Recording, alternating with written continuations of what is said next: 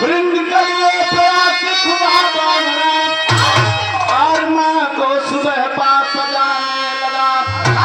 चांदनी जब लेती है अंगड़ाइयाँ अरे इससे अंकुर मधुर गीत गाने लगा। चांदनी की छटा पे जहाँ लुट गया ऐसे सारे जमाने को अंदाज है।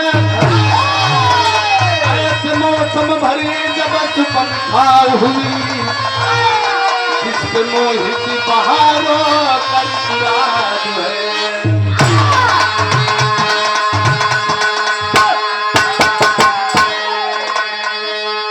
हेलो है मास्टर कैसन कह हुई जिसपे मोहित बहारों का ऋतुराज है। जौनी समय में रावण का बहिन सुपंखा जवानी के दहलीज पे भइल उस समय रावण की चिंता बढ़ल बा कि हो जाए चाहिए।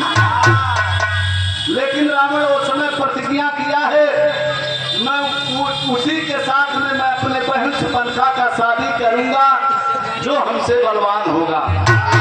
रावण तो प्रतिज्ञा कर लिया लेकिन यहाँ एक लाइन गीत बा।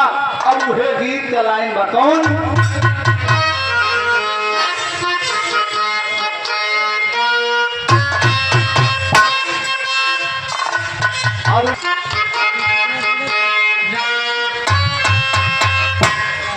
सुन लिया है सभी मैंने, सुन लिया है सभी मैंने जो तुम्हें सुनाना है, जो तुम्हें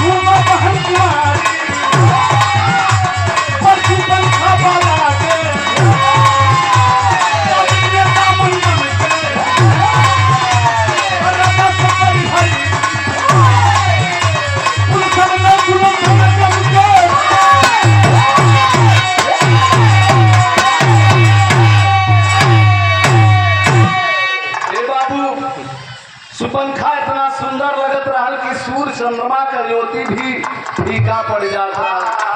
रावण प्रतिज्ञा कैलन कि जे हमसे वीर बलवान होई वो नहीं के साथ में हमारे अपने बहन का शादी हुई। रावण प्रतिज्ञा कैलन, लेकिन देखा अब रावण के बहन के साथ में शादी के करी। रावण तो प्रतिज्ञा कर लिया है, वो वीर बलि तो है तीनों लोक में। यहाँ एक लाइन गीत बा और वह गीत का लाइन बा।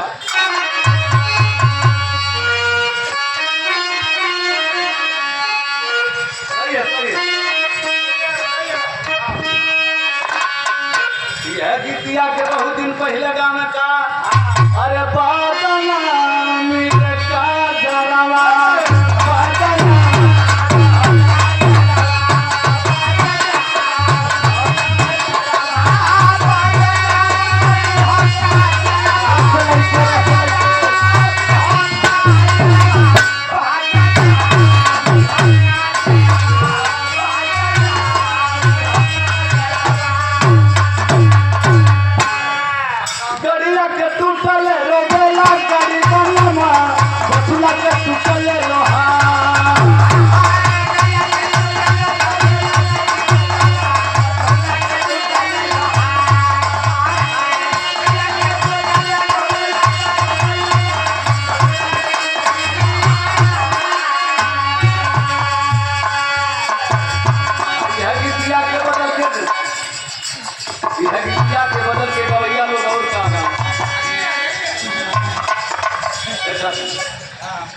की भाभी हो भई जमाना के जो भाभी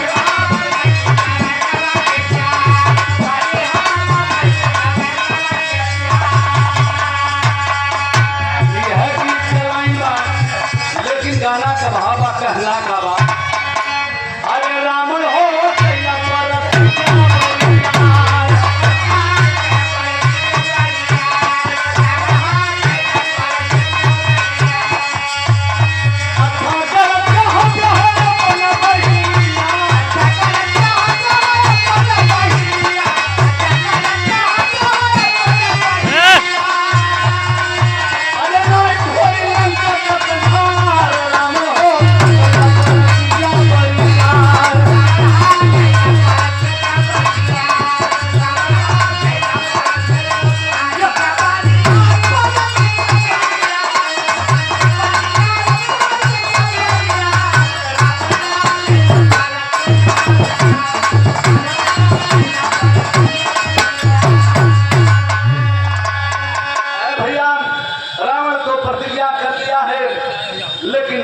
नतीजा निकल का तरज बदल गई बात तरज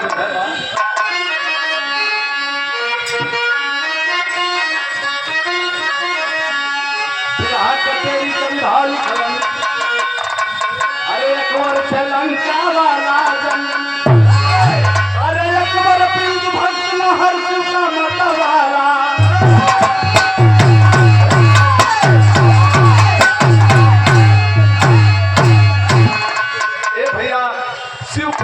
प्रमाण मिलता है कि रावण का परम पुजारी भोलेनाथ बाबा के जाता है।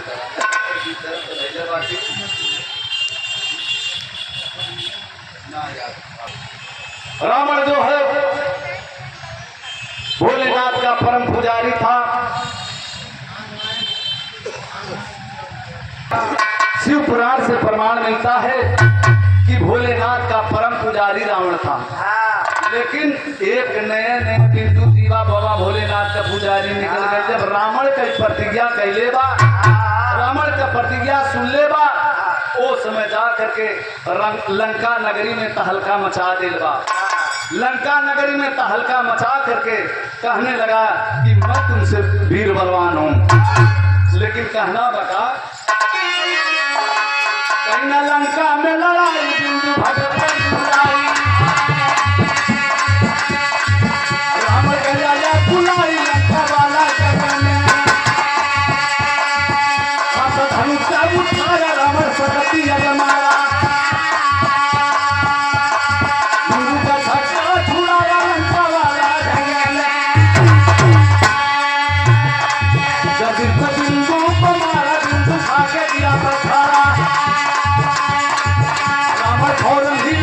रावण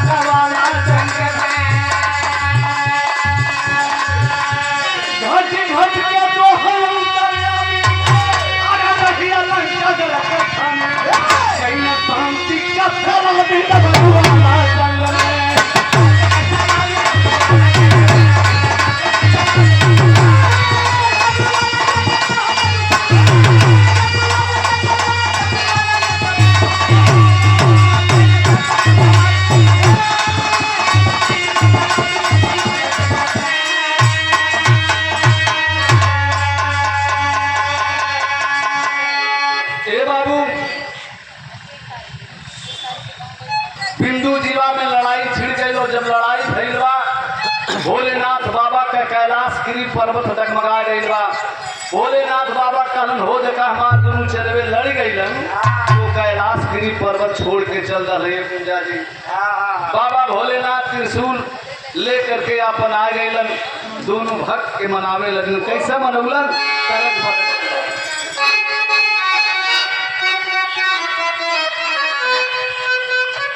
सही है।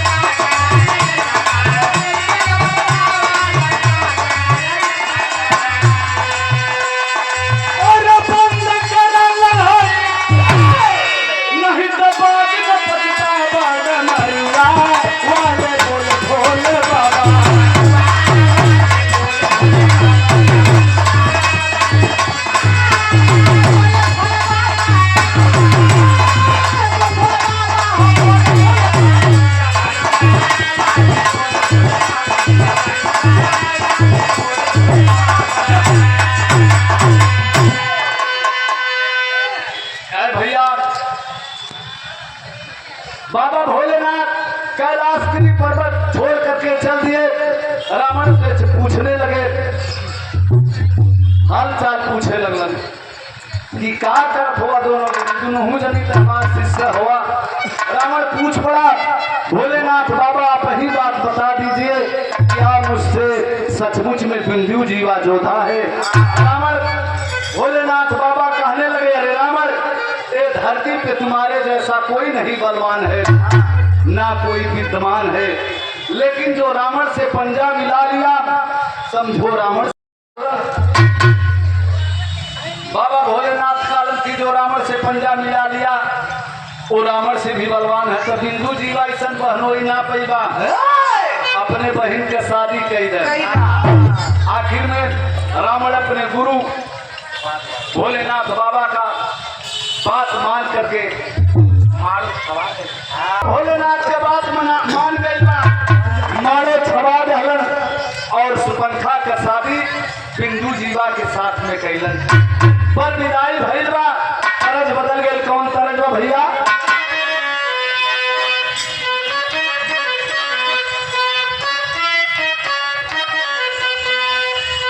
सही है। कौनो मेहरारू के मरद गजेरी रहा, गजवा के पेड़वा के सुहरा सुहरा कह दिया। का कहा? अरे हई रे गजवा, अरे हई रे गजवा, सैया भैया नाथ बजवा, हई रे गजवा।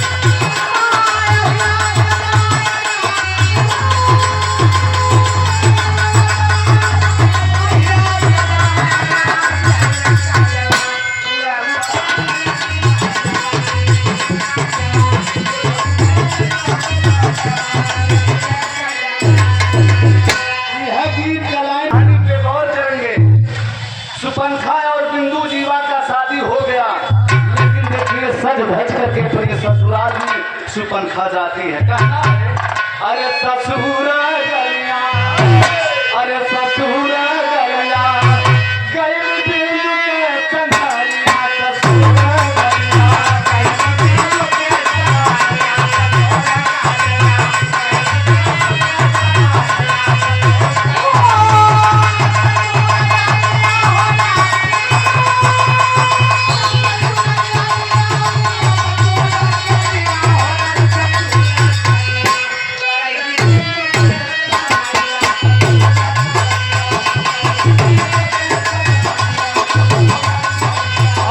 पीछे से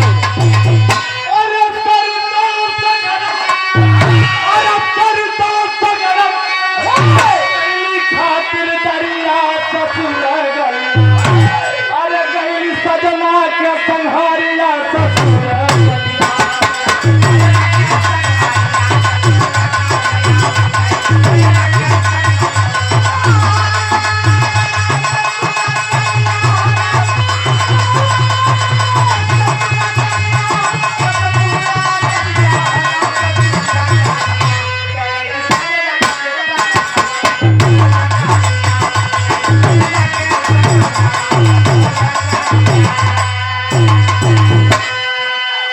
आदरणीय आप बड़े भाई तुरभुवन यादव 23 साल की पावन धरती से 51 रुपए से सम्मान हुआ। आपसे बार बार नमस्कार बा। ए भैया सुपनखा दुल्हन बन करके अपने पति बिंदु जीवा के घर जाती है, कथा वार्ता सुनती है, रीति रिवाज के साथ में बहुत सब कुछ हुआ। धीरे धीरे अपने पति के घर 6 महीना बीत गया और जब 6 महीना बीतल बा नतीजा निकलल का तरज बदल गई बा।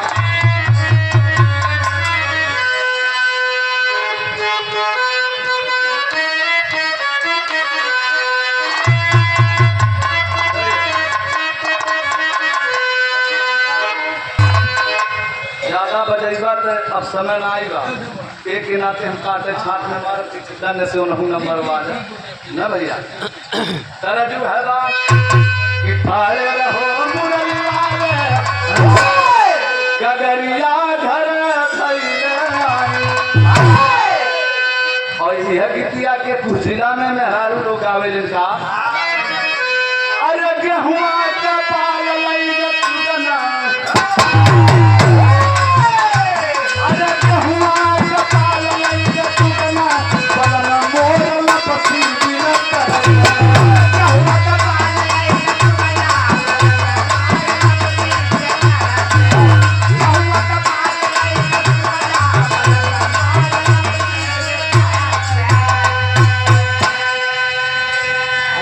आई है कि जिला के अपने जिला में वस्ती और सब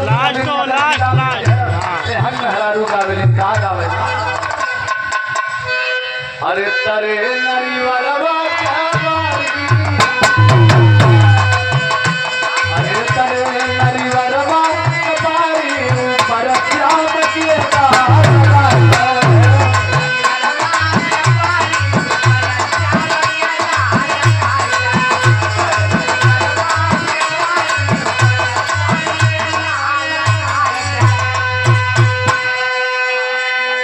आदरणीय आप श्याम अरे खारा कोई कहिया हिलो रे झुलनिया लई के मथुरा,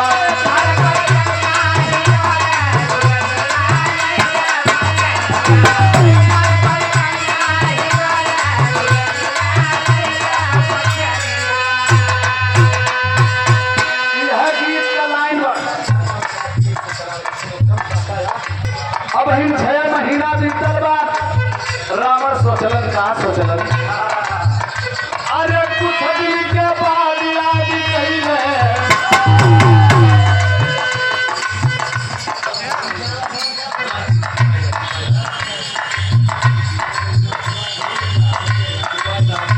अरे कुछ दिन के बाद याद कइले रावण भूल पहिलू रे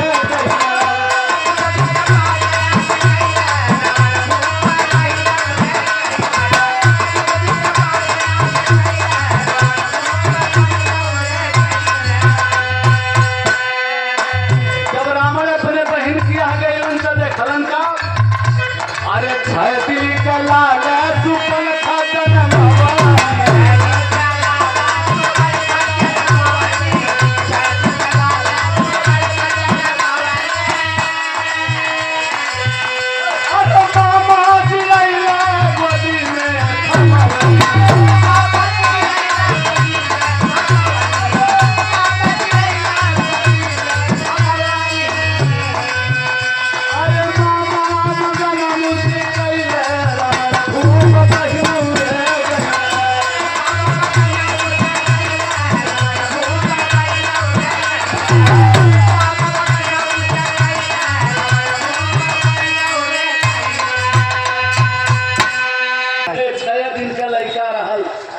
गोद में रखलन रावण पुलू लुलू कह के खिलावे लगलन और जब रावण पुलू लुलू कह के खिलावे लगलन जो गोदिया में 6 दिन का लड़कवा रावण से कहत बगा कि दस मुड़ी मामा का मुड़िया लखाते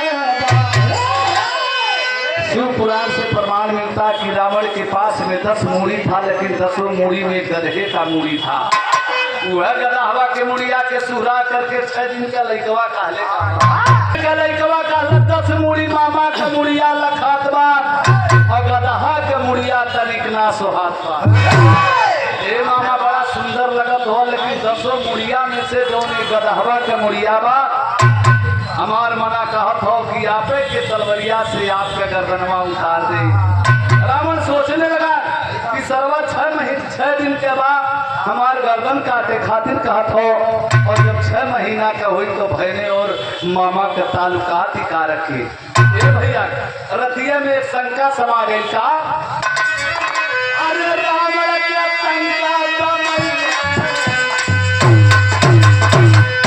अरे रावण के शंका रावण धूप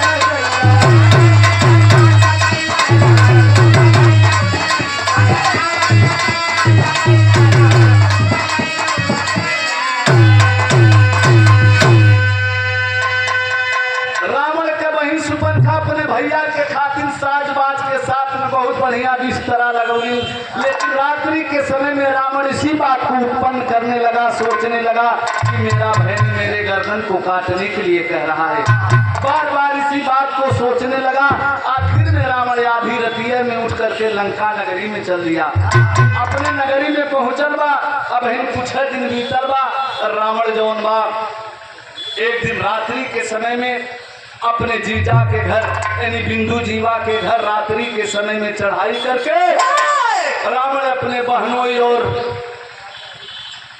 बहने का कत्ल कर दिया कत्ल करते समय सुपनखा अपने भाई को देख लेती है सुपनखा उस समय संकल्प कर लेती है प्रतिज्ञा कर लेती है जब तक मैं अपने पुत्र और पति के हत्या का बदला नहीं ले लूंगी तब तक मैं चैन की नींद नहीं सो पाऊंगी आखिर में एक दिन सुपनखा अपने राजपाट अजीत धन दौलत को छोड़ करके चल देती है कई दिन कहाँ हो भाव बदल गए भैया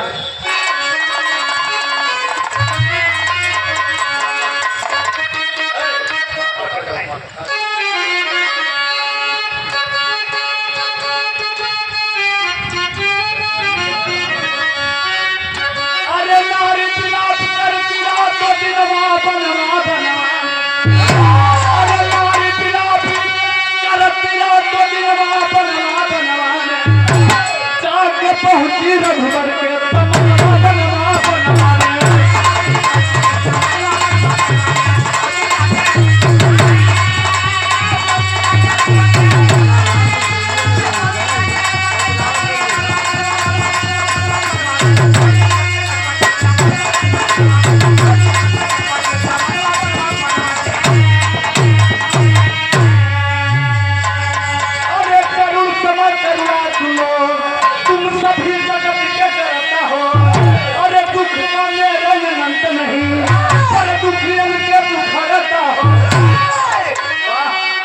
सुपनखा वहां चल देती है उस समय 14 वर्ष वनवास लेकर के प्रभु श्री राम भाई लक्ष्मण साथ पत्नी सीता के साथ में पंचवटी में आए थे। वहीं पे सुपंखा चल देती है, भगवान के चरणों में अपनी मत्था को टेक करके सारी दास्तां को बतलाने लगती है। क्या अरे कभी सुनाई है सच्चा दस तलवा बनवा, कहिया होई रावण का पठनवा बनवा बनवा।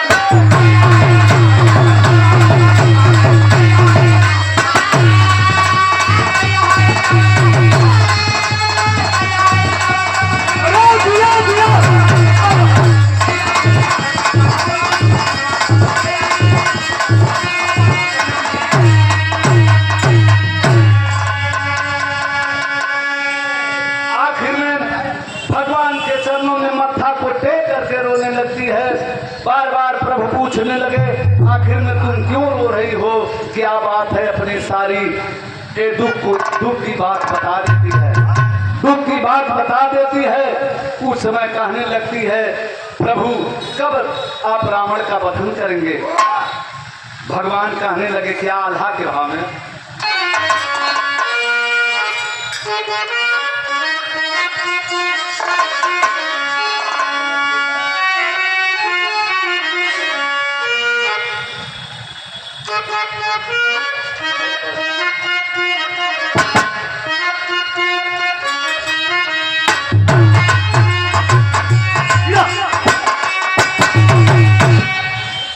माने ना मन मन भागी,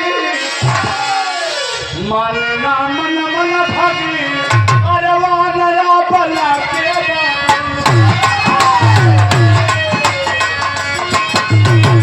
चित्र हो मनवा हमरे कुल के पूतमा।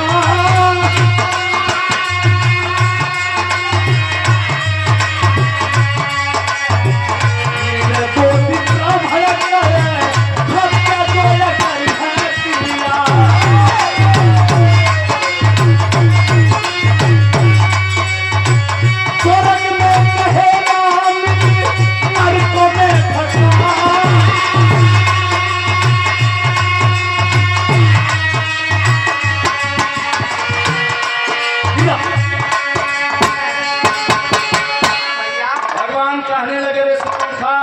मेरे लिए रावण निर्दोष है।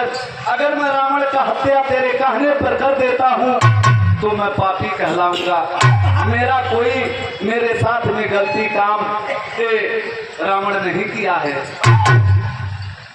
सुपंखा भगवान को विधि बतलाने लगती है कि रावण आपका दोषी बन जाएगा। कहने लगी क्या कि विधा बतलाई वाला मुझाई रमनाला,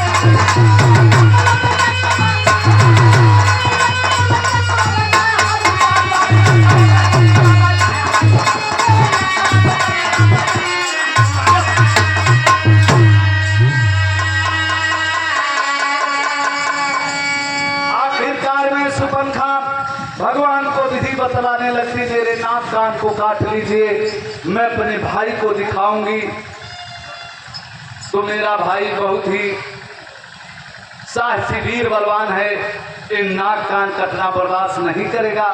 मेरा भाई जरूर कुछ ना कुछ उपद्रव करेगा।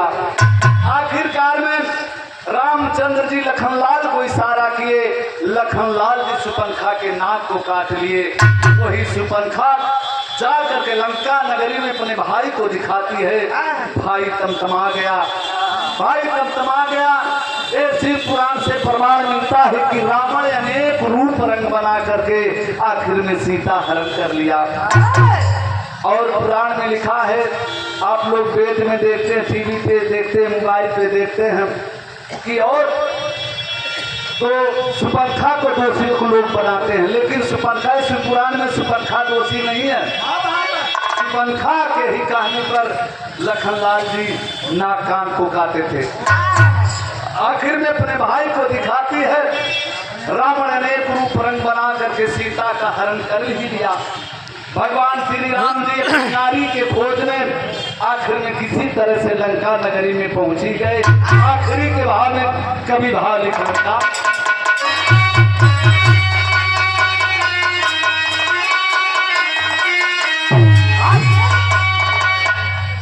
कहाँ से पहला पाठ? अरे हरे कथा का भी अंत हो गया, लंका से राजा रमन अंत हो गया।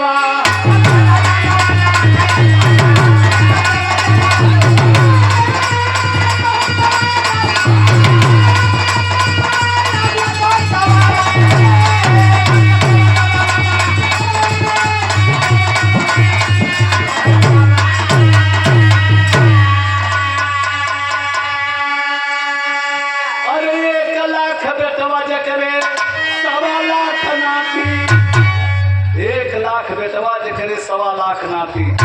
हरि अनंत कथा का भी अंत हो गया, लंका से राजा रवनवा का अंत हो गया। आखिर में नारी की सीता के खोज में रावण का विध्वंस रामचंद्र जी ने किए।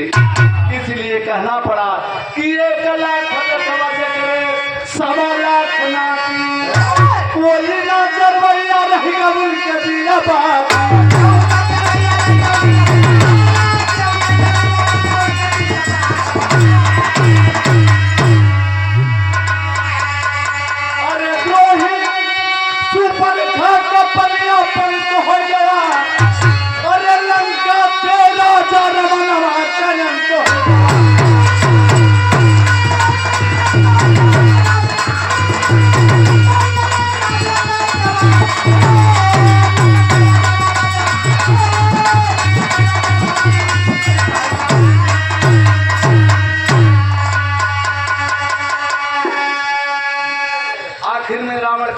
हो गया।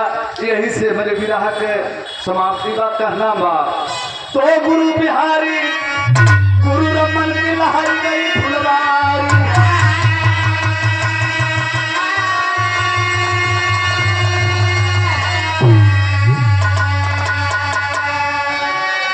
ना ना जस अब जस के कारण बदला, अरे पाप से धरती चूरा। गुरु बिहारी रमन से अब करना नहीं जरूरी।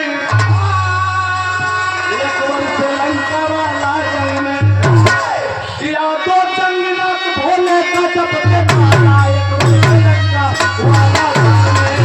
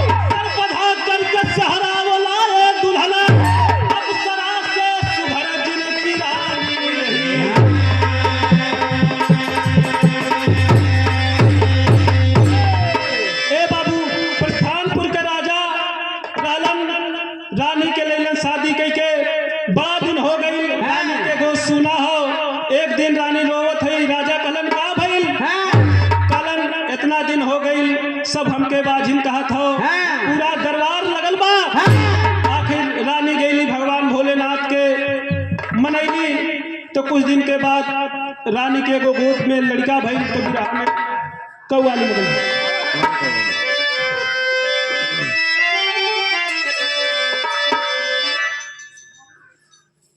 मना जहूस न हो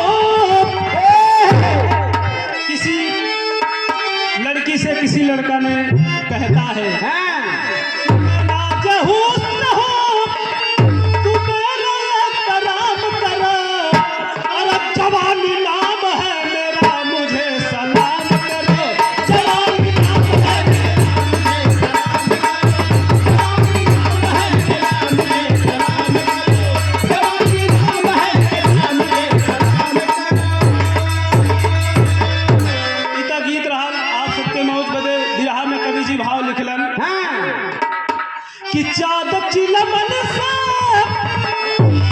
कि चादर चिलमन से झांकती भरी जवानी में, और कहीं लग जाए नयंगा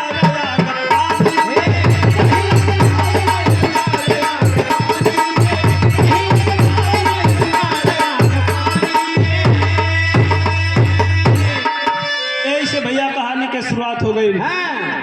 नजम बात जौहरी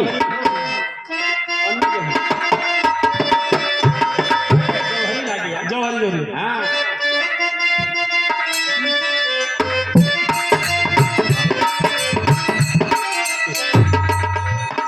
हुआ समागम सावन बरसा है सजरिया पर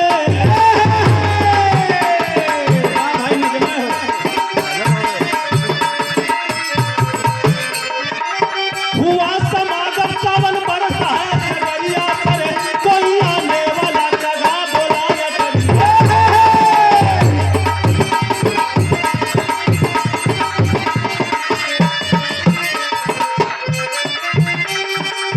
ये हमारे गांव के अखिलेश बब्बू भैया के अध्यक्ष ने यज्ञ होत बा सतचंडी महायज्ञ, आप लोग जरूर आए। 19 मार्च के कलश यात्रा बा, जहाँ तक हमारा आवाज जात बा सब लोग आइए यज्ञ में शामिल होके यज्ञ के सफल बनाए।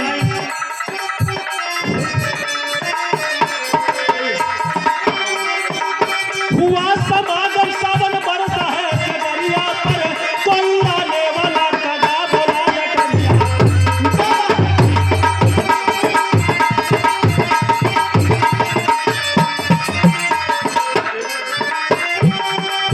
सोहर गवान लगे राजा जी भवनवा में, सोहर गवान लगे राजा जी भवनवा में, सुबह संतान के सपना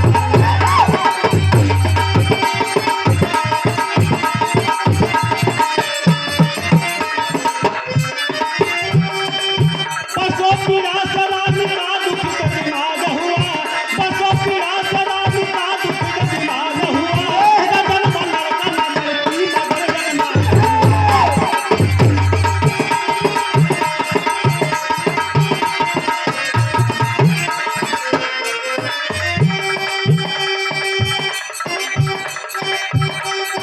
ए बाबू रानी के तन से कुछ दिन के बाद एगो लड़का भई, लड़का के शरीर आधा नाग हो आधा आदमी के रूप हो। राजा बड़ा परेशान हवन, कहलन बहुत दिन के बाद भईबो किहल तो ई नाग पैदा भइल, एकर कैसे केहू अपने लड़की के शादी करी। राजा बड़ा परेशान हुवन तो बिरहा में गीत लग गई।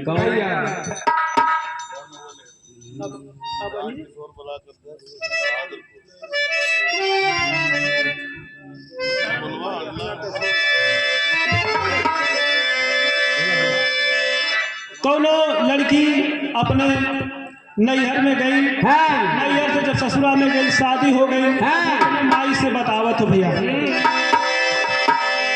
कि अब हिले झरल नाही, अब हिले झरल नाही, लहंगा का ढोल माई रे हम ना जाइबे।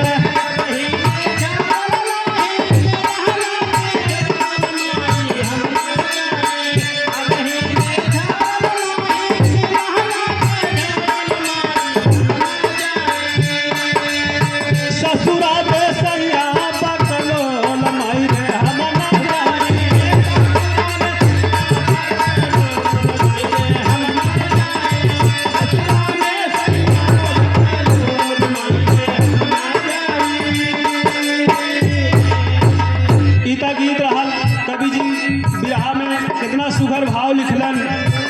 आखिर जब धीरे धीरे उनाग सयान भइल बा, 16-17 साल के भइल बा, तब एक दिन उ राजा साहेब यानी कि अपने बाबू से राजा से कहा कहो, राजा से नाग बोला, राजा से नाग बोला, बतिया चताई बतावा बाबू। राजा से नाग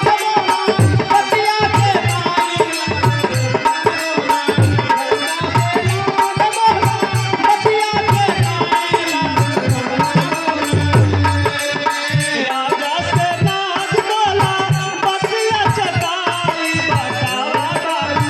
कहिया बियाह मोरा होई बतावा बाबू।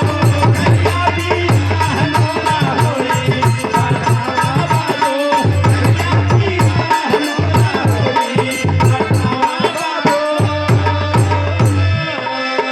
उना कहत बा, ए बाबू आखिर कौने कर्म का हमके ई दंड मिलत हो बतावत हो। गलत भइल की मिलल ऐसन चेहरा,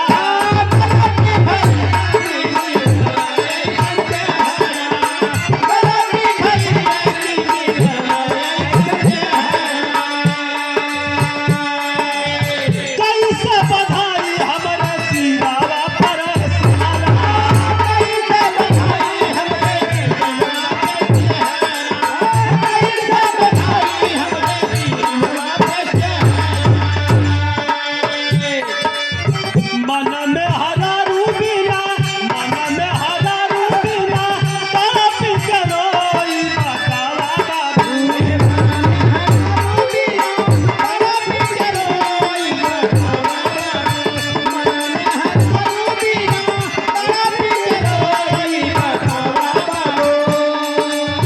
कहिया बियाह मोरा होई बतावा बाबू। कहिया बियाह मोरा होई बतावा बाबू। कहिया बियाह मोरा होई बतावा बाबू। ए बाबू राजा और नाग पूरा परिवार परेशान हो, तब बिरहा में टेरी लगल दिया।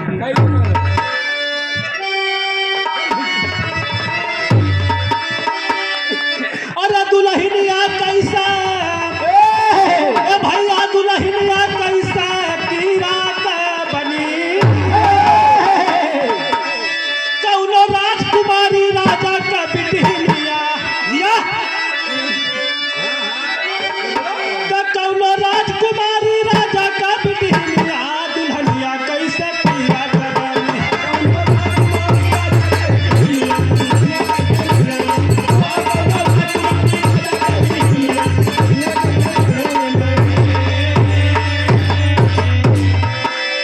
ए बाबू आखिर राजा परेशान हुवन, पंडित नाव के बुलौलन। का कहत हैं राजा साहब पंडित नाव बुलाए के, अरे पंडित नाव लई की खोजा,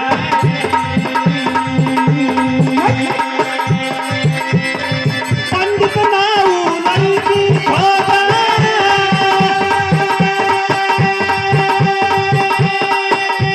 पाकर के राजा कह दे।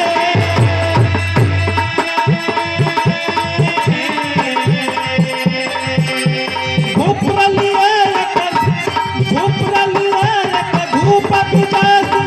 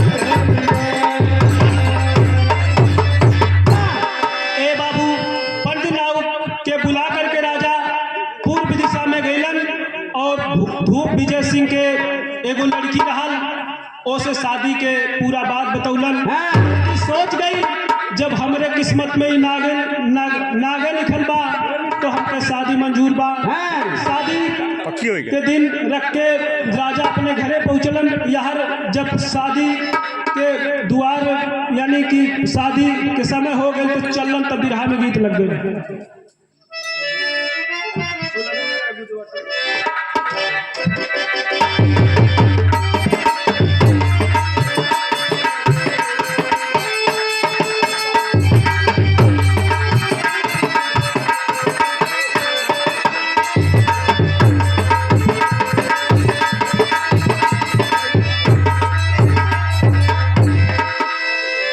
ए भैया रामकेश भैया के तरफ से जिला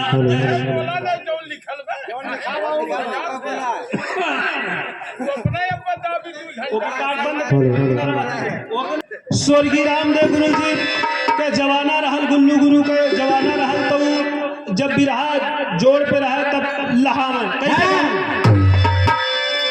अरे के झूलनिया के गुजरा टूटल रोज गड़िया से गड़िया छूटल राजा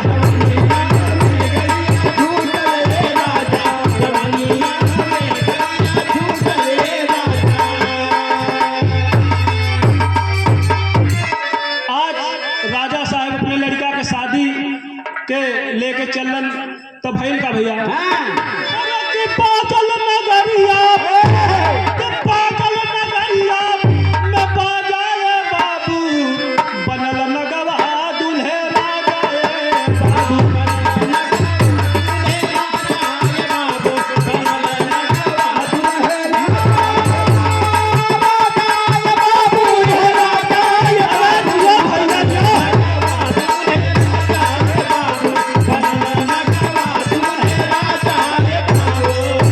अरे शास्त्र विधि से होई गई बियाह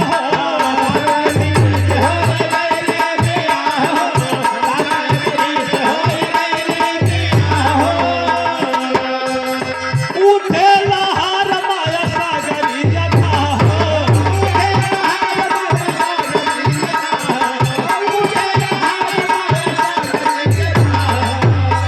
अरे अलग अलग दुल्हन का अलग अलग दुल्हन का अंदाजा ये बाबू बनल नगवा दुल्हे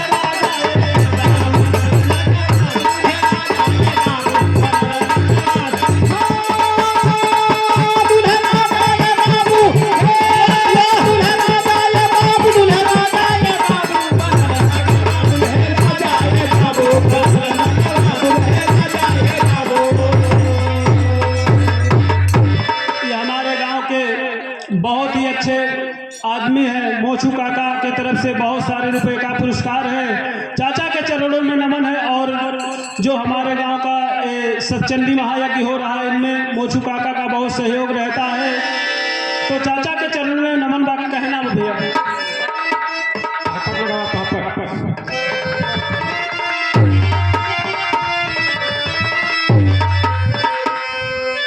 शादी के जब दूल्हा दुल्हन अयन सुहाग रात में आखिर औरत बतावत हो अपने पति से का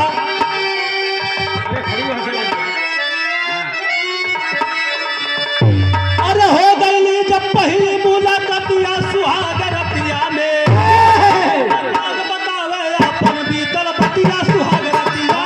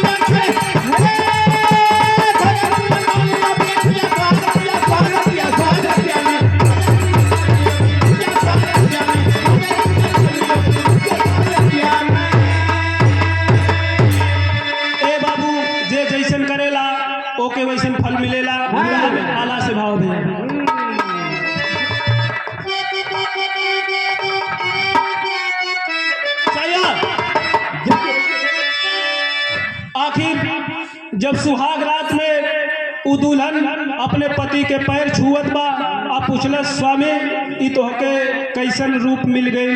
हमार औरत के रूप हो, तोहार नाग के रूप हो।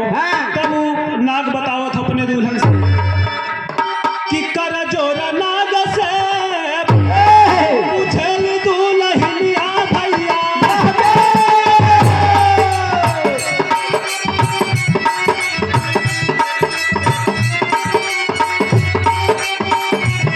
भेदवा बतावा सगरी हमके सरकार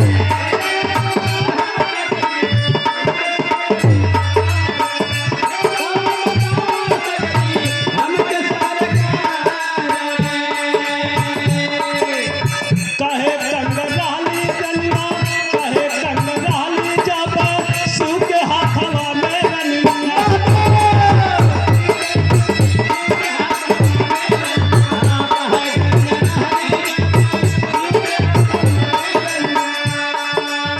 पार्वती कैली जब स्वर हो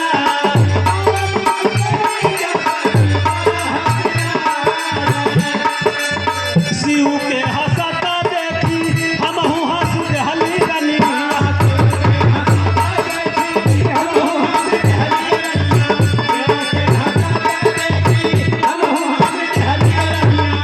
दई दिहल श्राप शिव काने उ सबा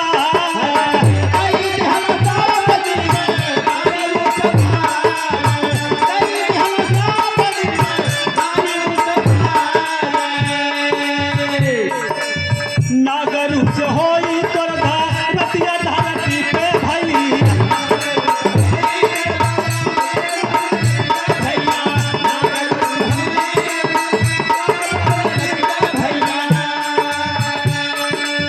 नागर से होई तोर नमवा धरती पे भई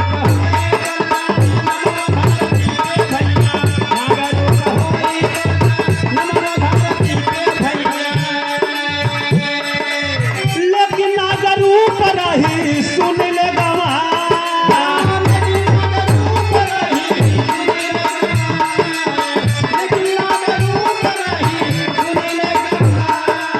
यह ए बाबू भगवान भोलेनाथ और माता पार्वती जी एक साथ बैठल हुआ। भगवान भोलेनाथ माता पार्वती के हाथ में कंगन पहिरावत हुवन और जौन गटैया का सपवा रहा वो हंस देलस। भगवान भोलेनाथ श्राप दे देलन कि जब तू तोहार शादी होई तब तू नाग के रूप में जन्मवा रानी के पेट से।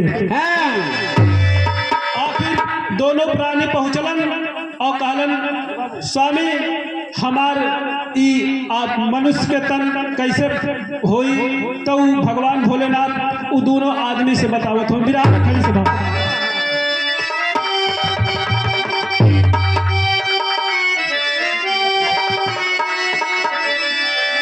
अरे की बोले दुल्हन चल के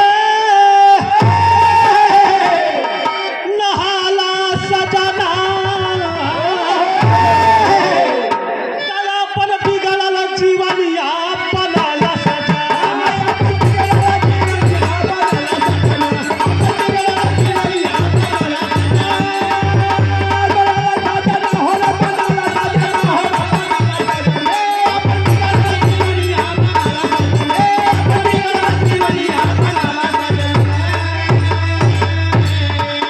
गोमती के धार में नागिन वह नहाया और मानो का शरीर वह सुघर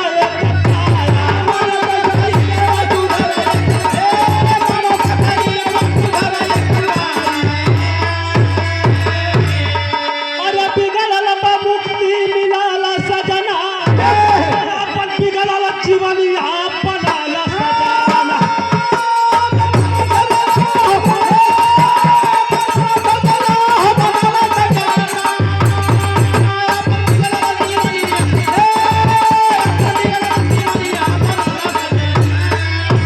ए बाबू जा करके जो नदी का नाम लखनऊ में पड़ता है गोमती नदी, उसी में ओ नाग और ओ नागिन का एक विशाल मंदिर बनाया गया और वो लखनऊ में वो नदी का नाम है गोमती नदी स्थित है जो बहता है। तो हमारे भी रहेगा आखिरी लाइन है गुरु घराने के पर्चा भी।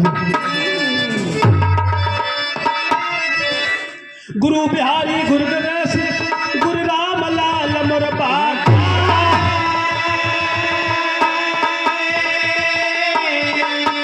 अरे स्वर्ग गए चंद्रिका कवि अरे बच्चन कवि जा पता